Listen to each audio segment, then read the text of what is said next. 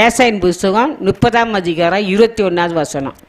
நீங்கள் வலதுபுறமாய் சாயும் போதும், நீங்க வலதுபுறமாய் சாயும் போதும், இடதுபுறமாய் சாயும் போதும், இடதுபுறமாய் சாயும் போதும், வழி இதுவே, வழி இதுவே, இதிலே நடவுங்கள் என்று, இதிலே நடங்கள் என்று உங்களுக்கு பின்னாலே சொல்லும், உங்களுக்கு பின்னாலே சொல்லும் வார்த்தையை உங்கள் காதுகள் கேட்கும். உங்களுக்கு தேவனுடைய வார்த்தை எதுக்கு நம்ம காதுகள் கேட்கும்?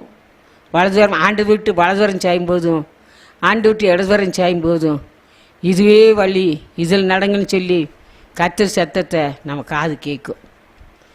அதான் சொல்லி கர்த்தரோடு இசைந்திருக்கிறவன் ஒரே ஆவியாக இருக்கான். கர்த்தரை விட்டு வலதுபுறமும் இடவரும் சாயும்போது இதிலே நடங்க, இதிலே நடங்கன்னு சொல்லி கர்த்தர் சத்தம் நம்மளோட பேசுவார்.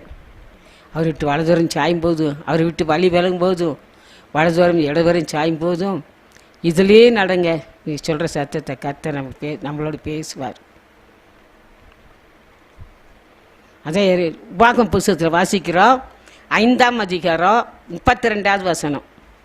உங்கள் தேவனாகிய கர்த்தர், உங்கள் தேவனாகிய கர்த்தர் உங்களுக்கு கற்பித்தபடியே செய்ய, உங்களுக்கு கற்பித்தபடியே செய்ய சாவதானமாய் இருங்கள், சாவதானமாய் இருங்கள். வலதுபுறம் இடதுபுறம் சாயாதிருப்பீர்களாக. என்ன செய்யக்கூடாது? வலதுவாரமும் செய்யக்கூடாது, இடதுவாரம் செய்யக்கூடாது, நேரம் அவரை நோக்கி போகணும். அதான் சொல்றார், வலதுவாரமும் இடதுவாரம் சாயும் போது இதுவே வழி, இதில் நடங்கள் சத்தத்தை பின்னால் அவங்க காது கேட்கும். இங்கே திட்டமாக சொல்லிட்டாரு, வலதுவாரமும் செய்யாதீங்க, இடதுவாரம் செய்யாதீங்க.